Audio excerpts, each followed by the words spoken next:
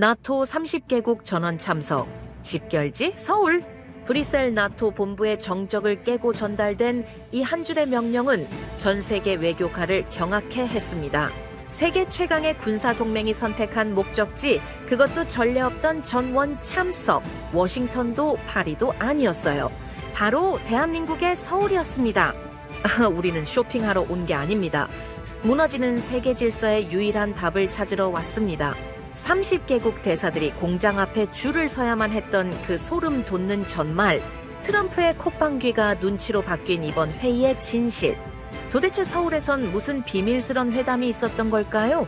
여러분, 대한민국 화이팅! 댓글로 한국의 위대한 행보를 오늘도 함께 응원해주세요. 딱 1초만요. 좋아요와 구독 꾹 부탁드립니다. 나토 30개국 대사단 전원 서울 집결 예정. 30이라는 숫자가 있습니다. 나토 전체 회원국 수죠. 그런데 이 30개국이 동시에 같은 방향으로 움직인 적이 몇 번이나 되는지 아십니까? 전체가 움직였다는 것만으로도 이슈였죠. 그런데 그 목적지는 다름 아닌 대한민국이었습니다. 워싱턴이 아닙니다. 브뤼셀도 아닙니다. 파리도 아니었어요. 바로 서울. 저는 알렉산더 크라우스 나토 방산 공급망 전략 분석관입니다. 이 분야에서 20년을 일했죠. 유럽 방산 시스템이라면 누구보다 잘 안다고 자부해왔습니다. 그날 아침 저는 브뤼셀 본부 사무실에서 평소처럼 브리핑 자료를 후고 있었습니다. 매일 같은 시간에 같은 자리에서 같은 루틴으로 시작하는 하루였죠. 그런데 첫 페이지를 넘기자마자 손이 멈췄습니다. 나토 북대서양이사회, 그러니까 최고의사결정기구가 전원 합의로 특정 국가를 방문한다는 건 단순한 외교 일정이 아니었어요. 각국의 이해관계가 얽혀있고 의제 하나를 조율하는 데만 수개월이 걸리는 조직이거든요. 그런 조직이 30개국 전원 같은 날 같은 방향으로 움직인다는 겁니다. 저는 처음에 오보라고 생각했습니다. 그래서 내부 채널을 통해 재확인을 요청했죠. 돌아온 답변은 짧았습니다. 확정된 일정입니다. 그 한마디에 등줄기가 서늘해지는 느낌이었습니다. 확정이라는 말은 이미 논의가 끝났다는 뜻이거든요. 저는 20년간 이 조직 안에서 수많은 결정을 봐왔지만 사전에 아무런 징후도 없이 이 규모의 움직임이 확정된 건 처음이었습니다. 그런데 제가 놀란 건 저만이 아니었습니다. 그날 오전 나토 내부 비공식 채널이 말 그대로 폭발했습니다. 각국 실무진들 사이에서 같은 질문이 쏟아졌죠. 서울이라는 게 사실입니까? 잡혀있는 일정이 이상하던데요? 언제 확정된 겁니까? 우리는 왜 몰랐죠? 평소에는 하루에 서너 건 오가는 채널이었는데 그 아침에만 수십 건의 메시지가 쌓였습니다. 모두가 같은 혼란 속에 있었던 겁니다. 그리고 그 혼란의 중심에는 하나의 사실이 있었죠. 이건 한국이 초대한 게 아니었습니다. 나토 쪽에서 먼저 움직인 겁니다. 한국 정부가 와달라고 요청한 게 아니라 30개국이 스스로 가겠다고 결정한 거였죠. 그게 이 일정의 진짜 무게였습니다. 더 이상한 건 목적지의 성격이었습니다. 통상적으로 이런 규모의 방문이라면 상대국 외교부나 국방부 회의실이 무대가 됩니다. 격식을 갖추고 의전을 세우고 공동성명서를 준비하는 게 수순이죠. 그런데 이번 일정표에는 회의장은 주된 무대가 아니었어요. 대신 적혀있던 건 공장이었죠. 이거 진짜 맞습니까? 30개국 대사단이 공장을 보러 간다고요? 동료는 아무 말 없이 화면만 가리켰습니다. 일정표 맨 아래에 적힌 한 줄이 눈에 들어왔죠. 방문 목적, 방산 공급 역량 현지 확인. 그 무렵 복도에서 프랑스 쪽 분석관 르네를 마주쳤습니다. 르네는 대놓고 불쾌한 표정이었죠. 크라우스, 이거 들었나? 서울 건 말입니까? 프랑스를 건너뛰고 독일을 건너뛰고 한국이라고?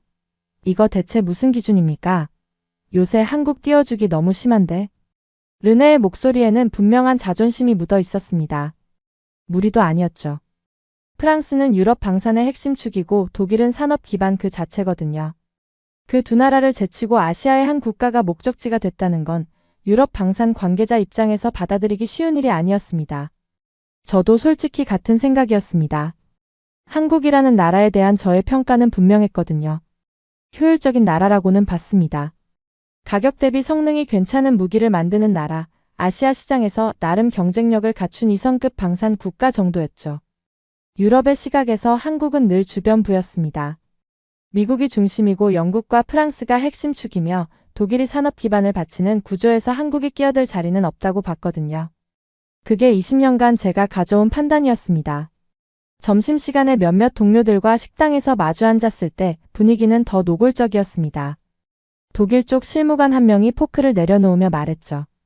공장 견학이라 각국의 대표단이 무슨 학생입니까? 현장 실습이라도 가는 겁니까? 테이블에서 웃음이 터졌습니다. 다들 비슷한 심정이었던 겁니다. 누군가가 덧붙였죠. 30개국 대사단이 줄 서서 생산 라인 구경하는 게 상상이 됩니까? 그 말에 또 한 번 웃음이 번졌습니다. 저도 웃었습니다. 솔직히 그때까지는 저도 그게 좀 우스꽝스럽다고 느꼈거든요. 그런데 그때 한쪽에서 듣고 있었던 다른 동료가 덧붙였어요. 근데 그거 대표단이 직접 요청한 걸로 알고 있습니다. 보고 싶다고요. 그 순간 웃음기가 싹 사라졌어요. 모두들 같은 마음이었을 겁니다. 이상하게 마음 한편이 불편한 기분 말이죠. 왜냐하면 아무리 생각해도 나토가 우스꽝스러운 일정을 잡을 리가 없거든요. 이 조직은 체면을 중시합니다. 의미 없는 방문에 30개국의 시간을 쓰는 조직이 아니란 말이죠. 그렇다면 이 일정에는 우리가 아직 모르는 무언가가 있다는 의미일 수도 있었어요.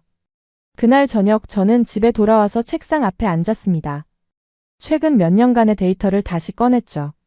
한국 방산 수출 추이 주요 계약 목록 납품 이력을 하나씩 풀었습니다. 사전 정보 탐색 같은 거였죠. 그리고 공식 숫자는 거짓말을 하지 않습니다. 폴란드와의 대규모 계약이 눈에 들어왔고 동유럽 국가들과의 협의 기록이 줄줄이 이어져 있었습니다. 이게 한두 건이 아니었습니다. 제가 주변부라고 분류했던 그 나라가 어느 순간부터 유럽의 빈자리를 조용히 채우고 있었던 건 사실이죠. 다음 날 아침 저는 본부에 출장 승인을 요청했습니다. 서울행이었죠. 오랜 동료가 복도에서 저를 불러 세웠습니다. 크라우스, 자네도 가기로 한 건가? 굳이 왜 가? 직접 확인하지 않으면 안 될 것 같습니다. 어제까지 콧방귀 뀌던 사람이? 저는 대답 대신 씁쓸하게 웃었습니다. 그가 한마디를 덧붙였죠. 나도 자료를 보고 나서 궁금한 게 생기긴 했는데. 자네도 그런가 보군. 그 말이 마음에 걸렸습니다. 20년 경력의 분석관이 자료를 보고 생각이 달라졌다는 건 보통 일이 아니거든요. 한 가지는 분명했습니다. 무언가가 바뀌고 있었다는 것. 한국이 요청한 것도 아니고 누가 시킨 것도 아닌데 세계 최강 군사 동맹이 스스로 서울을 택했습니다. 왜 하필 한국이냐에 대한 그 답은 아직 찾지 못했어요. 다만 하나만은 확실했습니다. 누군가는 이미 답을 알고 있었고 우리는 그 답을 확인하러 가고 있었다는 것을요. 2장. 그와 동시에 다른 쪽의 하늘은 먼저 무너지고 있었습니다. 이란의 상황이 파국으로 치닫자 트럼프의 화살은 나토를 향했어요. 나토는 더 이상 미국의 부담이 되어서는 안 됩니다. 유럽은 스스로를 지킬 국리를 하십시오. 르네가 제 옆으로 왔습니다. 방금 발언 들었습니까? 이건 그냥 압박이 아닙니다. 크라우스. 의도적으로 나토를 겨냥하고 있어요. 저도 같은 생각이었습니다. 타이밍이 너무 정확했거든요. 중동에서 전쟁이 재개되고 있는 바로 이 시점에 저 발언이 나온 겁니다. 우연이라고 보기엔 너무 계산적이었죠. 오후에 들어서자 분위기는 더 무거워졌습니다. 비공식 채널에서 각국 실무진들의 메시지가 쏟아지기 시작했거든요. 미국이 빠지면 동유럽 방어선은 어떻게 됩니까? 유럽 자체 방공망으로 버틸 수 있는 기간이 얼마나 됩니까? 탄약 수급 대안은 있습니까? 질문만 있고 답은 없었습니다. 나토라는 조직이 이렇게까지 흔들리는 걸 저는 20년 만에 처음 봤습니다. 서울행 비행기를 타기 이틀 전에 긴급 브리핑 소집 알림이 떴습니다. 평소라면 모두 퇴근하고 집을 향했을 시간에 전원이 회의실로 소집된 겁니다. 회의실에 들어서는 순간 공기가 달랐습니다. 누구도 잡담을 하지 않았고 모니터에는 중동 지역 위성 사진이 띄어져 있었죠. 이란과 이스라엘 사이의 휴전 협상이 완전히 깨져서요. 이번에는 이전과 차원이 달랐습니다. 전차가 국경을 넘은 게 아니었고 보병이 전진한 것도 아니었습니다. 하늘이었습니다. 수백 개의 드론과 탄도 미사일이 동시에 날아올랐고 기존 방공체계는 이 물량 앞에서 속수무책이었죠. 호르무즈 해협에서 이란이 인도 선박을 공격했어요. 브리핑을 진행하던 정보 담당관의 목소리가 낮게 가라앉았습니다. 이번 공격은 단일 방향이 아닙니다. 드론과 미사일이 동시에 해상까지 복수의 경로로 진입하고 있습니다. 기존 요격 시스템의 처리 용량을 의도적으로 초과시키는 방식입니다. 회의실이 조용해졌습니다. 쉽게 말씀드리면 이런 겁니다. 방공 시스템이라는 건 한 번에 처리할 수 있는 목표물 수가 정해져 있습니다. 10개를 막을 수 있는 체계에 100개가 동시에 날아오면 아무리 성능이 좋아도 뚫릴 수밖에 없죠. 요격률이 떨어진 게 아니라 요격 자체가 불가능한 상황이 만들어진 겁니다. 그게 바로 그날 중동에서 벌어진 일이었습니다. 이스라엘은 한 번 막는데 수십억이 드는 무기를 쓰고 있었고, 이란은 한 대에 1,000만 원도 안 하는 드론을 수천 대씩 무자비하게 날렸어요. 저는 모니터를 보면서 가슴이 답답해지는 걸 느꼈습니다. 이건 남의 나라 이야기가 아니었거든요. 이 공격 방식이 성공했다는 건 같은 구조를 가진 전 세계 모든 방공 체계가 동일한 위협에 노출됐다는 뜻이었습니다. 나토도 예외가 아니었죠. 옆자리에 앉아있던 르네가 저를 보며 낮게 중얼거렸습니다. 크라우스, 이거 유럽 방공망도 같은 구조 아닙니까? 저는 고개를 끄덕일 수밖에 없었습니다. 같은 구조입니다. 뚫리는 것도 같은 방식으로 뚫리겠죠. 그래서 트럼프가 이제 너희들이 알아서 하라고 발빼나 봅니다. 르네의 얼굴이 굳었습니다. 브리핑이 끝났지만 아무도 자리를 뜨지 않았습니다. 그때 정보 담당관이 두 번째 화면을 띄웠습니다. 우크라이나 전선 상황이었죠. 지금 나토에서 더 심각한 건 사실 우크라이나입니다. 모니터에 실시간 통신 기록이 올라왔습니다. 전선 지휘관이 보낸 긴급 요청이었습니다. 포병 탄약 재고 이틀치 미만. 즉각 보충 요청합니다. 대공 미사일 잔여분 소진 임박. 추가 지원 없으면 방어선 유지 불가. 회의실에 있던 사람들의 표정이 일제히 변했습니다. 이건 보고서가 아니라 비명이었거든요. 서방이 약속한 지원 물량은 절반도 채워지지 않은 상태였습니다. 생산 속도가 전선의 소비 속도를 전혀 따라가지 못하고 있었죠. 이건 의지의 문제가 아니었습니다. 구조의 문제였습니다. 냉전이 끝난 뒤 유럽은 방산 생산 라인을 대폭 축소했거든요. 평화가 올 거라고 믿었으니까요. 공장은 문을 닫았고 숙련공은 다른 산업으로 떠났으며 생산 기반 자체가 쪼그라든 겁니다. 나토 전체의 탄약 생산량을 합쳐도 우크라이나 전선 하루 소비량을 감당하지 못한다는 보고서가 이미 내부에서 돌고 있었습니다. 독일 쪽 실무관이 답답한 듯 목소리를 높였습니다. 생산 라인을 지금 당장 돌리면 안 됩니까? 정보 담당관이 고개를 저었죠. 라인을 복구하는 데만 최소 2년입니다. 지금 돌릴 라인 자체가 없습니다. 그럼 지금 전선에서 버티라는 이야기입니까? 아무도 대답하지 못했습니다. 그 침묵이 답이었죠. 막지 못하고 쏘지도 못한다. 그게 지금 우리가 처한 현실이었습니다. 그날 오후 늦게 긴급 실무회의가 소집됐습니다. 의제는 단 하나였죠. 자체 방산 공급망 확보 방안. 미국에 기대지 않고 유럽이 스스로 무기와 탄약을 조달할 수 있는 방법을 찾자는 거였습니다. 각국 대표들이 돌아가며 현황을 보고했습니다. 프랑스 생산 라인 가동률 40% 미만. 독일 주요 부품 수급 지연 6개월 이상. 영국 예산 승인 절차 진행 중이나 실질적 증산까지 최소 18개월 소요. 보고가 이어질수록 회의실 공기가 무거워졌습니다. 어느 나라도 지금 당장 해결할 수 있는 상황이 아니었던 겁니다.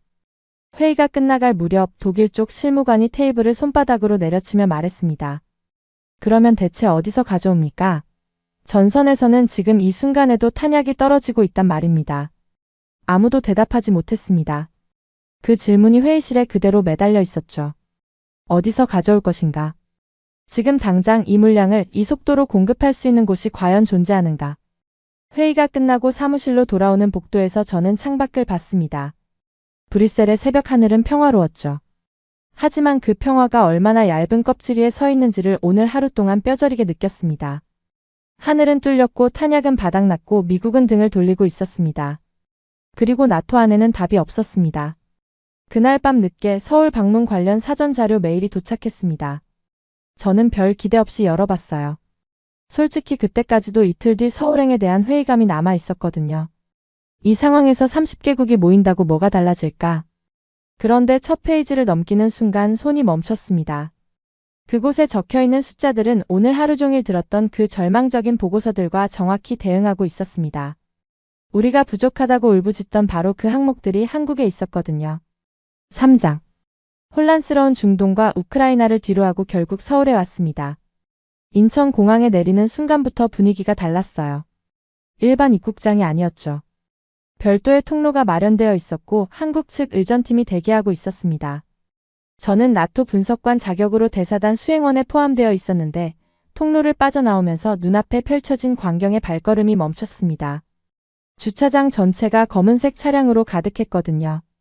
각국 국기가 꽂힌 의전 차량이 줄지어 서 있었고 곳곳에서 서로 다른 언어가 뒤섞여 들려왔습니다. 영어, 프랑스어, 독일어, 터키어, 폴란드어. 30개국이 동시에 도착한다는 게 이런 광경이구나 하는 생각이 들었습니다. 저는 주변을 둘러보면서 얼굴들을 확인하기 시작했습니다. 프랑스 대사단이 보였고 독일 쪽 인원이 이미 차에 타고 있었습니다. 폴란드, 터키, 노르웨이, 스페인, 이탈리아. 동유럽 국가들은 물론이고 북유럽 쪽 인원까지 와 있었죠. 캐나다 대사관 관계자도 보였습니다. 나토 회원국이라면 빠짐없이 전부 온 겁니다. 이건 서류상의 숫자가 아니라 실제였습니다. 30개국이 진짜로 서울에 모였다는 사실이 눈앞에서 확인되는 순간이었죠. 르네가 옆으로 다가왔습니다. 크라우스, 터키까지 왔어. 봤습니다. 터키가 이런 자리에 선뜻 나오는 나라입니까? 그 말이 맞았습니다. 터키는 나토 안에서도 독자 노선을 걷는 나라로 유명하죠. 미국과도 수시로 마찰을 빚고 유럽과도 거리를 두는 나라가 서울까지 날아온 겁니다. 르네의 표정에서 저와 같은 생각이 읽혔습니다. 이건 보통 일이 아니라는 거죠. 차량에 올라탄 뒤 창밖을 바라보면서 저는 묘한 감정에 사로잡혔습니다. 브뤼셀에서 그 일정표를 처음 봤을 때만 해도 반신반의했거든요. 공장 견학이라며 비웃기까지 했었죠. 그런데 지금 저는 서울에 있었습니다. 30개국 대사단과 함께요. 이 조직이 이렇게 움직였다는 건 제가 아직 모르는 무언가가 이미 결정되어 있다는 뜻이었습니다. 회의장은 서울 시내 한복판에 마련되어 있었습니다. 건물에 들어서자 보안 검색이 2차례 이어졌고 복도를 따라 걸어가는 동안 각국 수행원들의 발걸음 소리만 규칙적으로 울렸습니다. 잡담하는 사람이 없었죠. 모두가 긴장하고 있었습니다. 회의실 문이 열리는 순간 저는 그 안의 규모를 보고 또 한 번 놀랐습니다. 원형으로 배치된 좌석에 각국 국기가 놓여 있었고 30개국 대표단이 자리를 잡아가고 있었습니다. 이 광경이 브뤼셀이 아니라 서울에서 벌어지고 있다는 사실이 여전히 낯설었죠. 회의는 인사치레 없이 곧장 본론으로 들어갔습니다. 의장이 첫 안건을 꺼내는 순간 회의실 공기가 한층 무거워졌습니다. 첫 번째 의제, 전선 탄약 공급 현황 및 긴급 대응 방안. 처음에는 잘못 본 줄 알았어요. 주제가 바로 탄약이었습니다. 브뤼셀에서 며칠간 머리를 싸매던 바로 그 문제가 서울회의의 첫 안건으로 올라온 겁니다. 이걸 의제로 올린다고? 저는 중얼거렸어요. 이건 이 자리에 모인 30개국 모두가 같은 위기감을 공유하고 있다는 뜻이었죠. 의장이 현황 브리핑을 시작했습니다. 우크라이나 전선의 탄약 소비량, 나토 회원국들의 생산 현황, 그리고 수급 격차를 보여주는 그래프가 스크린에 띄어졌죠. 숫자는 브뤼셀에서 본 것보다 더 심각했습니다. 전선의 1일 소비량 대비 나토 전체 공급량이 턱없이 부족하다는 걸 시각적으로 보여주고 있었거든요. 회의실 여기저기서 한숨 소리가 흘러나왔습니다. 그때 폴란드 대표가 발언권을 요청했습니다. 한 가지 공유할 사항이 있습니다. 회의실이 조용해졌죠. 폴란드 대표는 잠시 서류를 정리하더니 담담한 목소리로 말했습니다. 폴란드는 이미 한국으로부터 탄약 공급을 받고 있습니다. 계약은 수개월 전에 체결됐고 첫 물량은 이미 인도가 완료된 상태입니다. 회의실이 술렁였습니다. 저는 옆에 앉은 르네를 봤죠. 르네의 눈이 커져 있었습니다. 폴란드 대표가 이어서 말했습니다. 납기는 계약 후 4개월 이내였습니다. 품질은 나토 표준을 완전히 충족하고 있고요. 누군가가 끼어들었습니다. 잠깐 4개월이라고 했습니까? 우리는 생산 라인 복구에만 2년이 걸린다고 보고받았는데? 폴란드 대표가 고개를 끄덕였죠. 맞습니다. 그래서 우리는 밖에서 찾은 겁니다. 그 한마디가 회의실에 묵직하게 내려앉았습니다. 분노도 아니고 감동도 아닌 뭐라 표현하기 어려운 감정이었죠. 며칠 전 브뤼셀에서 우리가 뭘 하고 있었는지 떠올랐거든요. 회의를 열고 보고서를 쓰고 대책을 논의하고 결론은 당장은 방법이 없다였습니다. 그 시간 동안 한국은 이미 물건을 만들어서 보내고 있었던 겁니다. 우리는 문제를 정의하고 있었고 한국은 이미 답을 실행하고 있었죠. 회의가 잠시 중단되고 휴식 시간이 주어졌습니다. 복도로 나오자 각국 수행원들 사이에서 웅성거림이 퍼져나갔죠. 독일 쪽 실무관이 저에게 다가왔습니다. 크라우스, 저 숫자가 맞다고 봅니까? 폴란드가 공식 석상에서 거짓말을 할 이유가 있겠습니까? 그건 그렇지만 4개월이라는 건 상식적으로 말이 안 되지 않습니까? 우리 상식으로는 그렇겠죠. 하지만 저쪽 상식은 다른 것 같습니다. 독일 실무관은 고개를 절레절레 흔들며 돌아갔습니다. 믿기 어렵다는 표정이었지만 부정할 수도 없다는 걸 아는 얼굴이었죠. 르네가 커피를 들고 다가왔습니다. 크라우스, 솔직히 말해봐. 자네 알고 있었나? 뭘 말입니까? 한국이 이미 공급하고 있었다는 거. 아닙니다. 브뤼셀에서 물류 코드에서 이상한 점을 발견하긴 했지만 이 정도 규모인 줄은 몰랐습니다. 르네가 커피를 한 모금 마시며 중얼거렸죠. 우리가 잠든 사이에 세상이 바뀌고 있었던 거야. 저는 그 말에 아무 대꾸도 하지 못했습니다. 잠든 게 아니라 눈을 감고 있었던 거라는 생각이 들었거든요. 휴식이 끝나고 회의가 재개됐을 때 분위기는 완전히 달라져 있었습니다. 처음에 탄약 부족 현황을 들을 때만 해도 절망적이었던 회의실이 이제는 다른 종류의 긴장감으로 채워져 있었죠. 한국이라는 변수가 테이블 위에 올라온 겁니다. 각국 대표들의 시선이 달라졌습니다. 더 이상 서로의 부족함을 확인하는 자리가 아니었습니다. 이 나라가 정말로 우리가 필요한 것을 가지고 있는지 그걸 확인하는 자리로 바뀌어 있었죠. 저는 회의장 좌석에 앉아 주변을 둘러봤습니다. 30개국의 깃발이 원형으로 놓여 있고 그 중심에 이 회의를 가능하게 만든 나라가 있었습니다. 초대한 것도 아니고 호소한 것도 아닙니다. 한국은 그저 준비되어 있었고 세계가 스스로 찾아온 거였죠. 사장. 회의가 끝나고 저는 당연히 호텔로 이동할 거라 생각했습니다. 하루 종일 이어진 브리핑과 논의로 모두가 지쳐 있었거든요. 그런데 의전팀이 안내한 방향은 호텔이 아니었습니다. 버스에 오르자 수행원이 짧게 말했죠. 다음 일정은 현장 방문입니다. 저는 옆자리에 앉은 르네를 봤습니다. 르네도 같은 표정이었죠. 버스가 서울 시내를 빠져나가기 시작했습니다. 창밖의 풍경이 점점 바뀌고 있었죠. 고층 빌딩이 사라지고 도로가 넓어지더니 어느 순간부터 산업단지 특유의 낮고 넓은 건물들이 눈에 들어오기 시작했습니다. 진짜 소문으로 들었던 현장 방문 일정이 사작된 겁니다. 회색 지붕에 커다란 환기시설이 보이고 대형 화물차들이 오가는 도로가 나란히 이어져 있었죠. 누군가가 뒤쪽에서 물었습니다. 진짜 견학을 가는 겁니까, 우리가? 르네가 어깨를 으쓱하며 답했습니다. 학생이 된 기분이군. 버스 안에서 가벼운 웃음이 퍼졌지만 그 웃음 속에는 당혹감이 섞여 있었습니다. 나토 역사상 30개국 대사단이 한 나라의 공장을 방문하는 일정이 잡힌 건 아마 이번이 처음이었을 거거든요. 저는 창밖을 보면서 이 상황을 정리하려 했습니다. 아침 회의에서 폴란드 대표의 발언을 들었을 때 회의실의 분위기가 완전히 바뀌었었죠.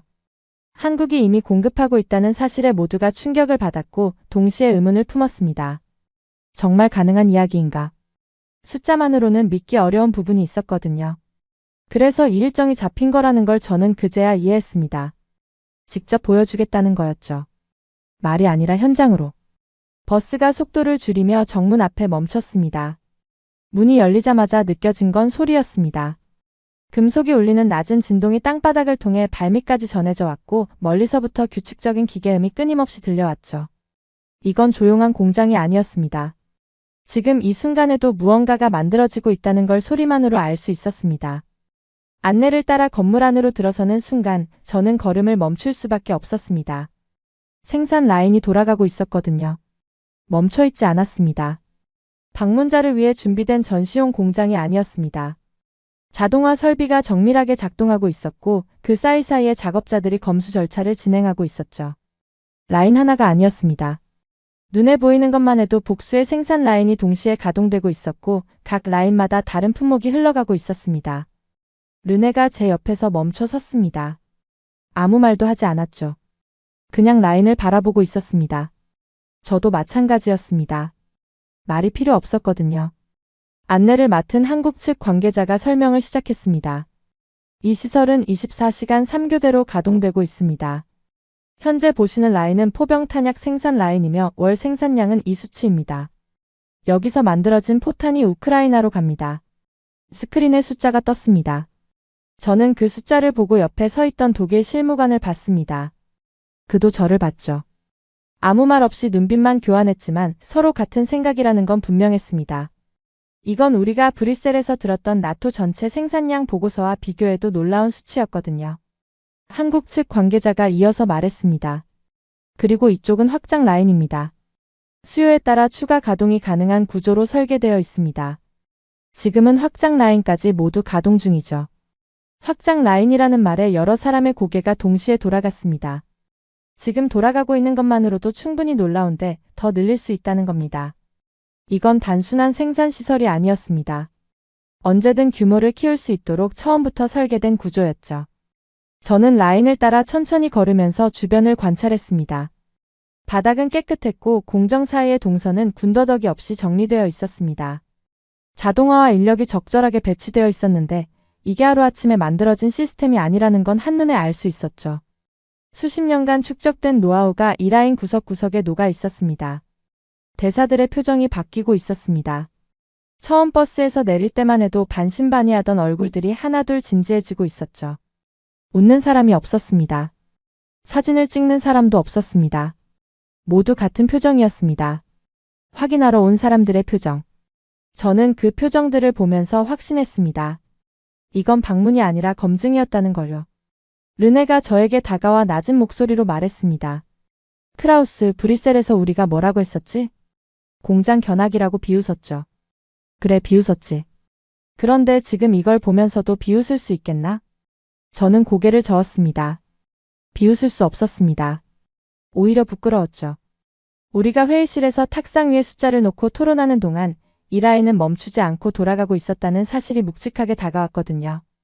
견학이 이어지면서 한국 측은 탄약뿐 아니라 방공 관련 부품 생산 라인도 보여줬습니다. 아침 회의에서 논의됐던 드론과 미사일 동시 공격에 대한 방어 문제, 그 해답의 일부가 이 라인 위에서 만들어지고 있었던 겁니다. 저는 그 라인을 보면서 며칠 전 브뤼셀의 긴급 브리핑을 떠올렸습니다. 막지 못하고 쏘지도 못한다. 그때의 그 절망이 여기서는 존재하지 않았습니다. 여기서는 막을 수 있었고 쏠 수 있었고 그걸 만들 수도 있었거든요. 공장을 나서기 직전 터키 쪽 수행원이 한국 관계자에게 질문했습니다. 이 생산 라인 지금 풀 가동 상태입니까? 아닙니다. 현재는 70% 수준입니다. 그 대답에 주변이 조용해졌죠. 70%라는 건 아직 30%의 여력이 남아있다는 뜻이었거든요. 지금 이 상태에서도 놀라운 물량인데 여기서 더 올릴 수 있다는 겁니다. 터키 수행원은 아무 말 없이 고개를 끄덕였습니다. 그 고갯짓 하나에 모든 게 담겨 있었죠. 버스에 다시 올라탔을 때 분위기는 올 때와 완전히 달랐습니다. 비아냥도 없었고 의심도 없었고 웃음도 없었습니다. 조용했습니다. 30개국에서 온 사람들이 각자의 자리에 앉아 창밖을 바라보거나 노트를 정리하고 있었죠. 저도 노트를 꺼내서 한 줄을 적었습니다. 이건 외교가 아니었다, 평가였다. 그리고 그 평가의 결과는 이미 나와 있었습니다. 세계 정상급 외교관들이 한국 공장 앞에 줄을 선 겁니다. 말이 아니라 생산으로 평가받는 나라. 저는 그날 처음으로 그 의미를 온전히 이해했습니다. 우리가 회의실에서 답을 찾지 못할 때 한국은 공장에서 답을 만들고 있었다는 것을요. 그리고 그 답 앞에서 세계는 비웃음 대신 침묵을 선택했습니다. 그 침묵의 무게가 어떤 찬사보다 무거웠죠. 5장. 그날 저녁 비공식 만찬이 있었습니다. 공장 방문을 마치고 돌아온 대사단을 위해 마련된 자리였죠. 격식을 갖춘 공식 만찬이 아니라 각국 대표들이 자유롭게 대화할 수 있는 형태였습니다. 테이블이 여러 개로 나뉘어 있었고 자리 배치도 정해져 있지 않았죠. 평소라면 이런 자리에서는 가벼운 농담이 오가고 와인잔이 부딪히는 소리가 들리기 마련입니다. 그런데 그날은 달랐습니다. 분위기가 묘하게 무거웠거든요. 저는 르네 그리고 독일 쪽 실무관과 같은 테이블에 앉았습니다. 잠시 침묵이 흐르다가 독일 실무관이 먼저 입을 열었죠. 오늘 공장에서 본 거 아직도 머릿속에서 안 떠나는군. 르네가 와인잔을 돌리며 답했습니다. 나도 마찬가지야. 그런데 솔직히 더 신경 쓰이는 건 따로 있어. 뭔데? 오늘 하루 종일 아무도 미국 이야기를 안 했다는 거야. 지금 트럼프가 눈에 불을 켜고 나토를 대놓고 지목했는데 우린 여기 서울에 30개국 전원 참석으로 뭉쳤다는 거. 미국은 어떻게 볼까? 그 말에 테이블이 조용해졌습니다. 르네가 맞았습니다. 저도 그제야 깨달았거든요. 아침 회의부터 공장 방문까지 하루 종일 수십 개국의 대표들이 모여서 논의를 했는데 미국이라는 단어가 거의 등장하지 않았습니다. 나토라는 조직에서 미국을 빼놓고 이야기한다는 건 사실상 불가능한 일이거든요. 이 동맹의 핵심 축이 미국이니까요. 그런데 오늘 아무도 그 이름을 꺼내지 않았습니다. 의도적이었는지 무의식적이었는지는 모르겠지만 결과적으로 미국은 오늘 대화에서 빠져 있었죠. 저는 며칠 전 브뤼셀에서 봤던 트럼프의 발언을 떠올렸습니다. 나토는 더 이상 미국의 부담이 되어서는 안 됩니다. 그때는 정치적 압박이라고 생각했죠. 선거를 앞두고 표를 의식한 발언이라고 실제로 행동에 옮기지는 않을 거라고 많은 사람들이 해석했습니다. 하지만 그게 단순한 말이 아니었다는 걸 여기 서울에 와서야 체감하고 있었습니다. 독일 실무관이 목소리를 낮추며 말했습니다. 솔직히 말해서 미국을 언급하기가 불편한 거 아닙니까? 르네가 고개를 끄덕였죠. 불편한 정도가 아니지. 미국을 이야기하면 그 다음 질문이 나올 수밖에 없으니까. 어떤 질문? 미국 없이 우리가 버틸 수 있느냐라는 질문이지. 그 말이 테이블 위에 무겁게 내려앉았습니다. 아무도 이어받지 못했거든요. 저는 와인잔을 내려놓고 생각에 잠겼습니다. 나토의 역사를 되짚어보면 이 동맹은 처음부터 미국의 군사력을 전제로 설계된 구조였습니다. 유럽의 방어는 미국의 해구산 아래에서 작동했고 전력 투사의 핵심은 항상 미국이 맡았죠. 그게 70년 넘게 유지되어 온 공식이었습니다. 유럽 국가들은 그 공식을 믿고 자체 군사력을 줄여왔고 방산 예산을 복지나 인프라로 돌렸거든요. 평화의 배당금이라고 불렀죠. 그런데 지금 그 공식이 흔들리고 있었습니다. 트럼프의 발언은 단순한 불만 표출이 아니었습니다. 미국 내에서 나토에 대한 회의로는 해가 갈수록 커지고 있었고 방위비 분담 문제는 매 정상회의마다 핵심 갈등으로 떠올랐죠. 미국 국내 여론도 왜 우리 세금으로 유럽을 지켜야 하느냐는 목소리가 점점 거세지고 있었습니다. 정치적 수사가 아니라 실제 정책 방향이 바뀌고 있었던 겁니다. 만찬이 진행되면서 저는 다른 테이블의 대화를 주의 깊게 관찰했습니다. 흥미로운 점이 있었거든요. 동유럽 국가들의 대표들은 비교적 차분했습니다. 폴란드, 루마니아, 발트 3국 쪽 사람들은 이미 이 현실을 받아들인 듯한 표정이었죠. 반면에 서유럽, 특히 프랑스와 독일 쪽 인원들은 불편함이 얼굴에 그대로 드러나 있었습니다. 이건 단순한 감정의 차이가 아니었습니다. 동유럽은 러시아와 직접 국경을 맞대고 있는 나라들이거든요.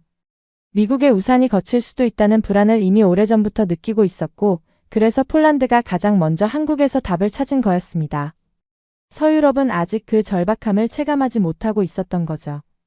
르네가 자리에서 일어나 화장실을 다녀오겠다고 했을 때 독일 실무관이 저에게 조용히 물었습니다. 크라우스, 자네는 어떻게 보나? 미국이 정말 빠질 수 있다고? 저는 솔직하게 답했습니다.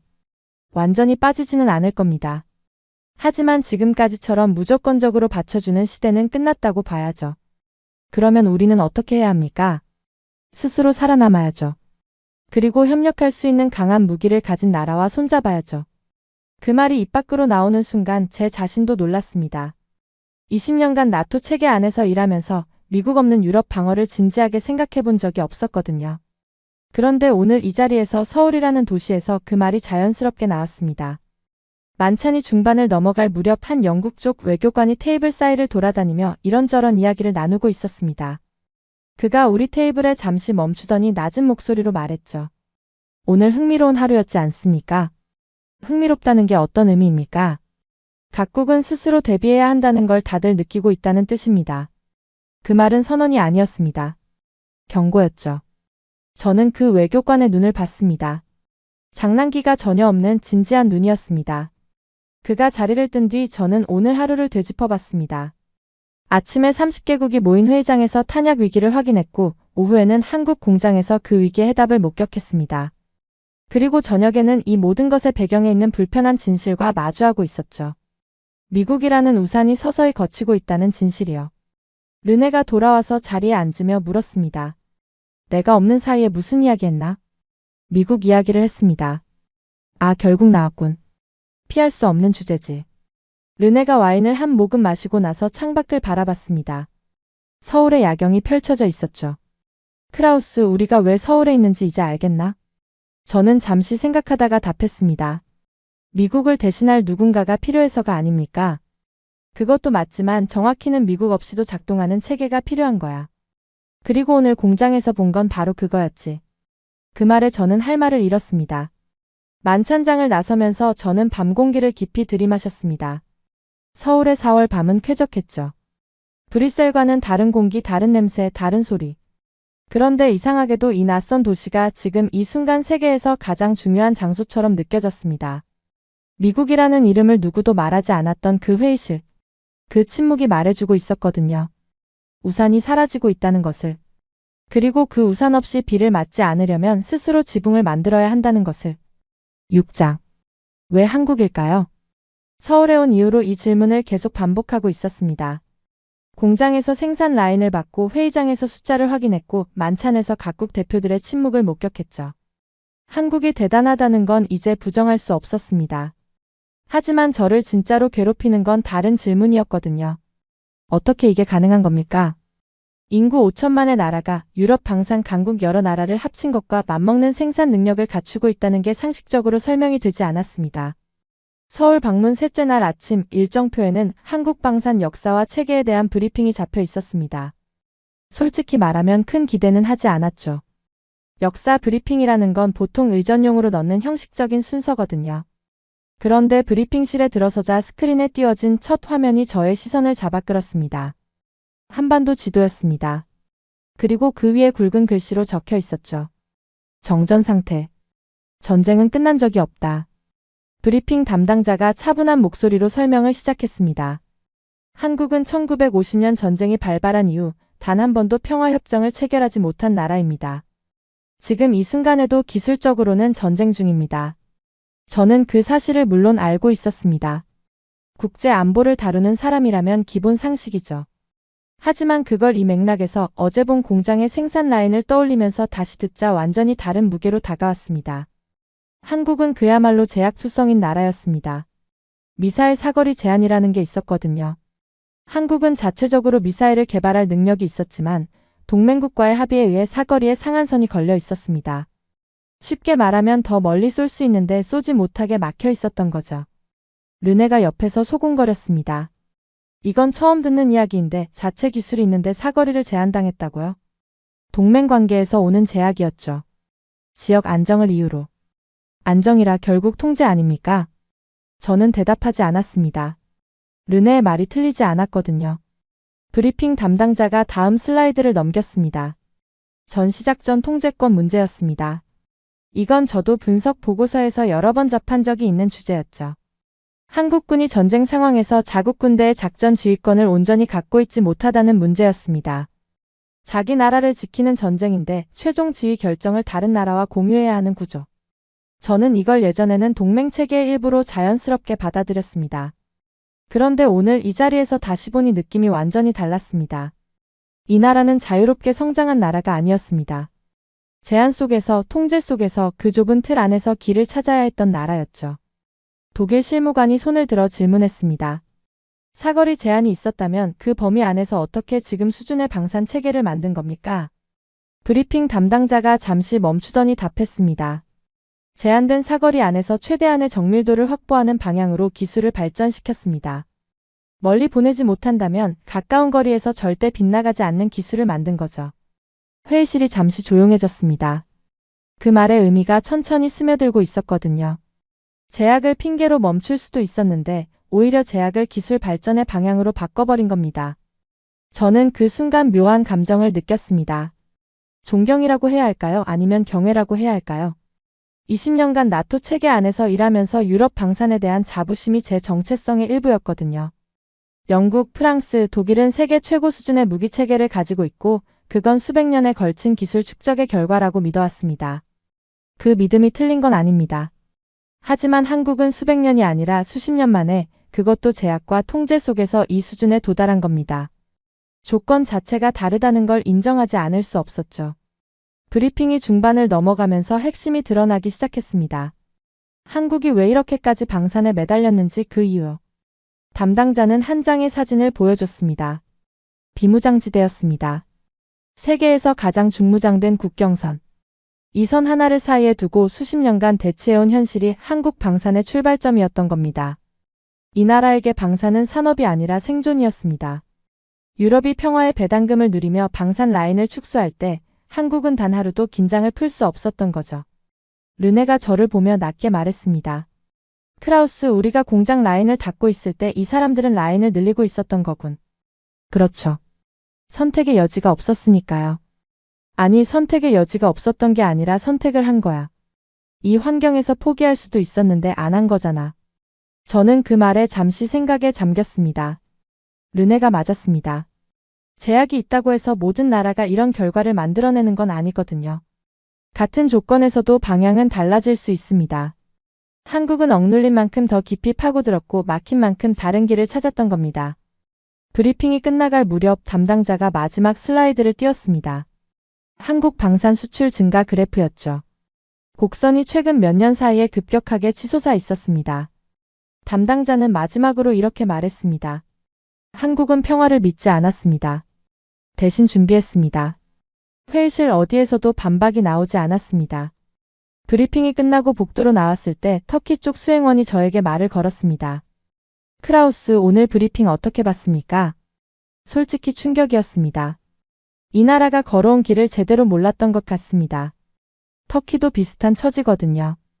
동맹 안에 있으면서도 스스로를 지켜야 한다는 걸 아는 나라요. 그래서 한국이 어떻게 해냈는지가 궁금했던 겁니다. 그 말에 저는 고개를 끄덕였습니다. 터키가 이 자리에 온 이유를 비로소 이해한 순간이었죠. 단순히 무기를 사러 온 게 아니었습니다. 자기와 비슷한 처지에서 답을 찾은 나라를 확인하러 온 거였던 겁니다. 호텔로 돌아오는 차 안에서 저는 창밖으로 서울의 거리를 바라봤습니다. 깨끗한 도로, 질서 있는 차량 흐름, 높이 솟은 건물들. 이 풍경 아래에 정전 상태라는 현실이 깔려 있다는 게 믿기지 않았습니다. 이 도시의 불과 수십 킬로미터 북쪽에 세계에서 가장 위험한 국경선이 있다는 사실을요. 이 나라 사람들은 그걸 알면서도 매일 이 거리를 걷고 이 도시를 운영하고 저 공장을 돌리고 있었던 겁니다. 저는 노트를 꺼내서 오늘의 생각을 정리했습니다. 처음에 저는 한국의 방산 능력을 기술의 문제라고 봤습니다. 좋은 기술을 가지고 있으니 좋은 무기를 만드는 거라고 생각했죠. 하지만 오늘 브리핑을 듣고 나서 생각이 완전히 바뀌었습니다. 한국이 가지고 있는 건 기술이 아니라 구조였어요. 전쟁이 끝나지 않은 나라, 사거리를 제한당한 나라, 작전 지휘권마저 온전하지 않았던 나라. 그 모든 제약이 만들어낸 구조가 지금의 한국 방산이었던 겁니다. 억압은 이 나라를 멈추지 않았습니다. 오히려 더 단단하게 만들었죠. 그래서 지금 30개국이 여기까지 온 거였습니다. 전쟁을 잊은 나라들이 전쟁을 잊지 않은 나라 앞에 서 있었던 겁니다. 7장. 그리고 서울 방문 넷째 날 일정표에는 한국 방공체계 시연이라는 항목이 적혀 있었죠. 저는 아침부터 묘한 긴장감을 느끼고 있었습니다. 어제까지는 생산 라인을 보고 역사를 듣고 숫자를 확인하는 단계였거든요. 그런데 오늘은 달랐습니다. 실제로 작동하는 걸 보여주겠다는 거였으니까요. 숫자가 아무리 인상적이어도 실전에서 작동하지 않으면 의미가 없습니다. 그걸 20년간 이 업계에서 숱하게 봐왔거든요. 화려한 스펙시트 뒤에 실망스러운 실물이 있는 경우가 한두 번이 아니었죠. 솔직히 말하면 저는 오늘 그 화려함의 한계를 확인하게 될 수도 있다고 생각했습니다. 시연장은 서울에서 상당히 떨어진 곳에 위치해 있었습니다. 버스로 1시간 넘게 이동했죠. 창밖 풍경이 점점 한적해지더니 넓은 평야 너머로 군사시설 특유의 철조망과 감시시설이 보이기 시작했습니다. 대사단 일행은 보안 게이트를 2차례 통과한 뒤 시연장 건물에 입장했습니다. 내부는 작전 지휘실처럼 꾸며져 있었죠. 대형 스크린이 정면에 걸려 있었고 좌석이 반원형으로 배치되어 있었습니다. 각국 대표단이 자리를 잡는 동안 한국 측 기술진이 시스템 점검을 하고 있었습니다. 브리핑이 시작됐습니다. 한국 측 담당자가 오늘 시연할 방공체계의 개요를 설명하기 시작했죠. 다층 방어구조라는 개념이었습니다. 고도에 따라 다른 요격체계가 층층이 배치되어 있고 각 층이 서로 연동되어 하나의 통합 방어망을 형성하는 구조였습니다. 저는 메모를 하면서 속으로 생각했죠. 개념은 좋습니다. 하지만 개념과 현실은 다른 문제거든요. 그때였습니다. 브리핑 중간에 뒷줄에서 휴대폰 진동 소리가 울렸습니다. 누군가가 조용히 화면을 확인하더니 표정이 굳어졌죠. 옆 사람에게 화면을 보여줬고 그 사람도 얼굴이 변했습니다. 속보가 돌고 있었습니다. 중동 지역 추가 미사일 공격 발생. 이란발 탄도 미사일 및 드론 복합 공격 확인. 소식이 앞줄까지 퍼지는데 채 1분이 걸리지 않았습니다. 회의장의 공기가 순식간에 바뀌었죠. 브리핑 담당자도 상황을 인지한 듯 했습니다. 하지만 멈추지 않았죠. 오히려 스크린에 화면을 전환하며 말했습니다. 지금 보고 계신 것이 바로 오늘 시연할 시나리오의 배경입니다. 복수의 탄도 미사일과 드론이 동시에 다방향에서 진입하는 상황, 이것이 오늘 시뮬레이션의 조건입니다. 회의장이 술렁였습니다. 지금 실제로 벌어지고 있는 상황과 동일한 조건으로 테스트를 한다는 거였거든요. 이건 우연이었을까요? 아니면 처음부터 이런 시나리오를 준비해 놓고 있었던 걸까요? 어느 쪽이든 소름이 돋는 건 마찬가지였습니다. 시뮬레이션이 시작됐습니다. 대형 스크린에 가상의 전장 상황이 펼쳐졌죠. 복수의 미사일이 서로 다른 고도와 경로로 동시에 진입하는 시나리오였습니다. 여기에 적어도 드론이 별도의 경로로 접근하고 있었죠. 며칠 전 브뤼셀 브리핑에서 들었던 그 악몽 같은 시나리오가 눈앞에서 재현되고 있었습니다. 기존 방공 체계로는 감당할 수 없다던 바로 그 상황이요. 저는 스크린에서 눈을 떼지 못했습니다. 한국 방공 시스템이 반응하기 시작했거든요. 고고도에서 진입하는 탄도 미사일에 대해 상층 요격 체계가 먼저 작동했고, 동시에 중고도 접근 목표물에 대한 추적이 병렬로 진행됐습니다. 저고도 드론에 대해서는 별도의 체계가 독립적으로 대응하고 있었죠. 각 층이 자기 역할을 수행하면서도 전체가 하나의 시스템으로 연동되어 움직이고 있었습니다. 반응 속도를 보고 저는 속으로 숫자를 셌습니다. 위협 탐지부터 요격 판단까지 걸린 시간이 제가 예상했던 것보다 훨씬 짧았거든요. 르네가 제 팔을 잡았습니다. 크라우스, 저 반응 속도 보이나? 보고 있습니다. 저게 실제 수치라면 우리가 가진 것과는 차원이 다른데? 저는 고개를 끄덕였습니다. 차원이 다르다는 표현이 과장이 아니었거든요. 시뮬레이션이 진행되는 동안 스크린 하단에 실시간 요격률이 표시되고 있었습니다. 숫자가 올라가고 있었죠. 회의장에 있던 사람들의 시선이 전부 그 숫자에 고정되어 있었습니다. 기침 소리 하나 나지 않았습니다. 모두가 같은 것을 보고 있었고 같은 것을 느끼고 있었죠. 이건 프레젠테이션이 아니었습니다. 지금 중동에서 실제로 벌어지고 있는 상황에 대한 답이 눈앞에서 시연되고 있었던 겁니다. 시뮬레이션이 종료됐을 때 스크린에 최종 요격률이 떴습니다. 저는 그 숫자를 보고 펜을 놓았습니다. 메모를 할 필요가 없었거든요. 잊을 수 없는 숫자였으니까요. 잠시 정적이 흐른 뒤 뒤쪽에서 누군가가 질문했습니다. 목소리가 살짝 떨리고 있었죠. 이 시스템 지금 실전 배치가 되어 있는 겁니까? 한국 측 담당자가 답했습니다. 현재 운용 중입니다. 그러면 지금 중동에서 벌어지고 있는 상황, 이 시스템으로 대응이 가능하다는 뜻입니까? 담당자는 잠시 멈추더니 분명한 목소리로 답했습니다. 지금 당장 가능합니다. 그 한마디가 회의장을 완전히 집어삼켰습니다. 저는 등받이에 기대앉아 천장을 올려다봤습니다. 머릿속이 복잡했거든요. 며칠 전 브뤼셀에서 들었던 그 절망적인 브리핑이 떠올랐습니다. 드론과 미사일이 동시에 다방향으로 날아오면 기존 체계로는 감당이 안 된다던 그 보고. 방공 과부하라는 단어가 회의실을 짓누르던 그 순간. 그때 우리는 답이 없다고 생각했습니다. 그런데 답은 있었던 겁니다. 여기에 있었죠. 휴식 시간에 복도로 나오자 분위기가 완전히 달라져 있었습니다. 각국 수행원들이 삼삼오오 모여서 낮은 목소리로 대화를 나누고 있었는데 표정이 하나같이 진지했습니다. 독일 실무관이 저에게 다가왔습니다. 크라우스, 솔직히 말해봐. 저게 진짜라고 보나? 시뮬레이션 데이터를 조작할 이유가 있겠습니까? 30개국 전문가들 앞에서? 그건 그렇지만 저 수준의 시스템을 이 나라가 독자 개발했다는 게 쉽게 안 믿기는 거야. 저도 같은 마음이었습니다. 하지만 눈앞에서 본 걸 부정할 수는 없었죠. 믿기 어렵다고 해서 사실이 아닌 건 아닙니다. 독일 실무관은 한숨을 내쉬며 고개를 끄덕였습니다. 르네가 커피를 들고 다가왔습니다. 크라우스, 아까 그 속보 봤지? 중동 추가 공격. 봤습니다. 지금 저기서는 실제로 미사일이 날아다니고 있어. 그리고 우리는 여기서 그걸 막을 수 있는 시스템을 방금 봤고. 그렇죠. 이게 무슨 뜻인지 알겠나? 우리는 동시에 두 개의 현실을 보고 있었던 거야. 하나는 뚫리는 현실이고 다른 하나는 막는 현실이지. 르네의 말이 정확했습니다. 같은 시간, 같은 조건의 위협이 한쪽에서는 방어를 뚫고 있었고 다른 한쪽에서는 요격되고 있었습니다. 이 대비가 한국이라는 나라의 위치를 모든 말보다 분명하게 보여주고 있었죠. 오후 일정이 재개되기 전 저는 시연장 창가에 서서 밖을 바라봤습니다. 탁 트인 평야 너머로 산등성이가 보였죠. 이 평화로운 풍경 아래에서 방금 본 것 같은 시스템이 24시간 가동되고 있다는 사실이 묘하게 다가왔습니다. 이 나라는 항상 준비하고 있었던 겁니다. 평화로워 보이는 이 순간에도요.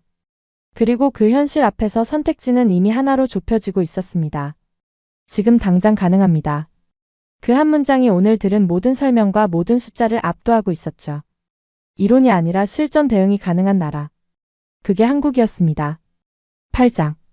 서울 방문 마지막 날 최종 회의가 열렸습니다. 나흘간의 일정을 마무리하는 자리였죠. 회의실은 첫날과 같은 곳이었지만 그 안에 앉아있는 사람들의 눈빛은 첫날과 완전히 달랐습니다.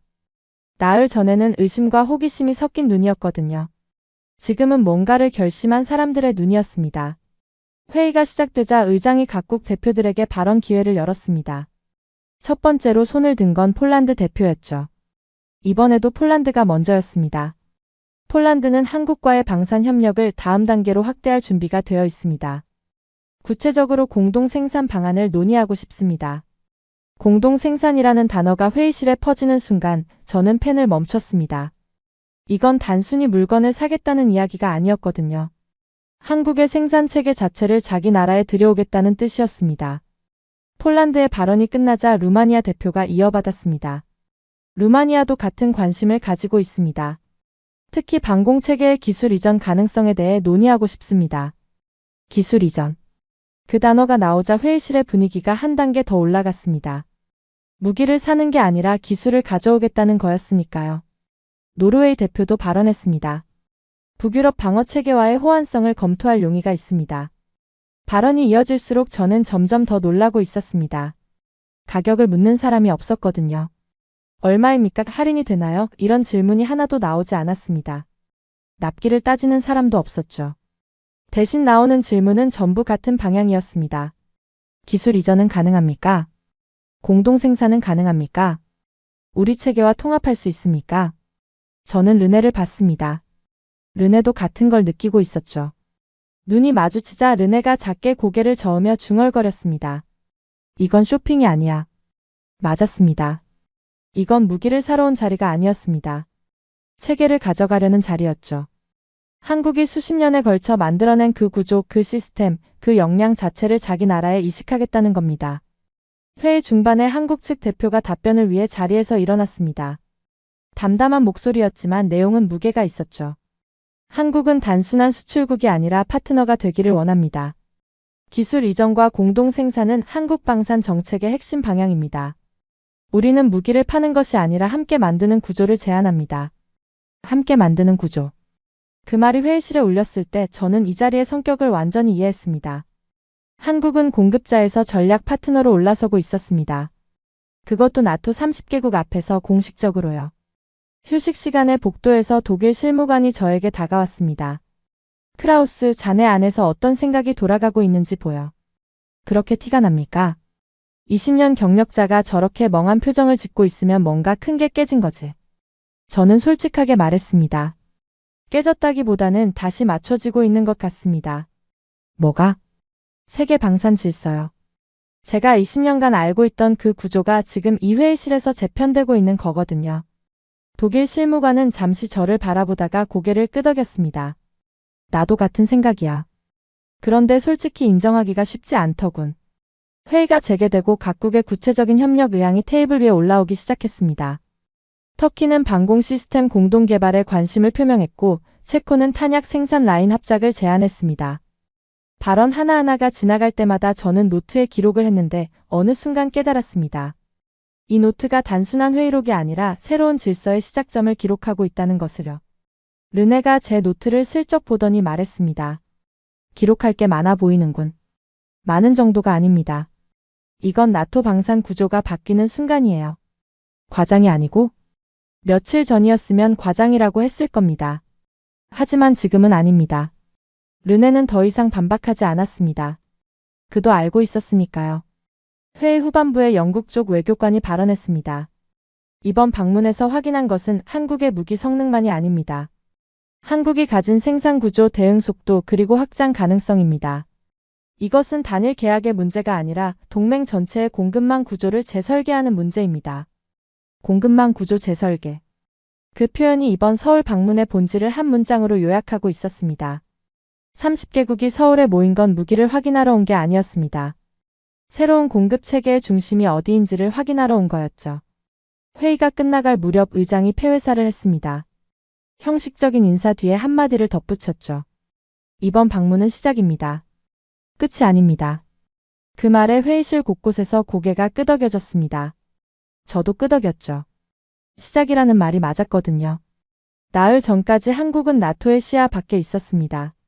그런데 지금 이 순간 한국은 시야의 한복판에 서 있었습니다.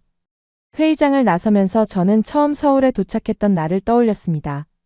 인천공항에서 내려 검은색 의전 차량이 줄지어 서 있는 광경을 보면서도 반신반의했었죠.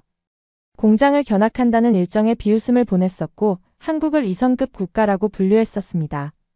그런 제가 지금 이 회의실에서 나오면서 인정하고 있었습니다. 우리가 찾던 건 공급자가 아니었다는 것을요. 우리는 체계를 찾고 있었습니다. 그리고 그 체계는 이미 한국에 있었죠.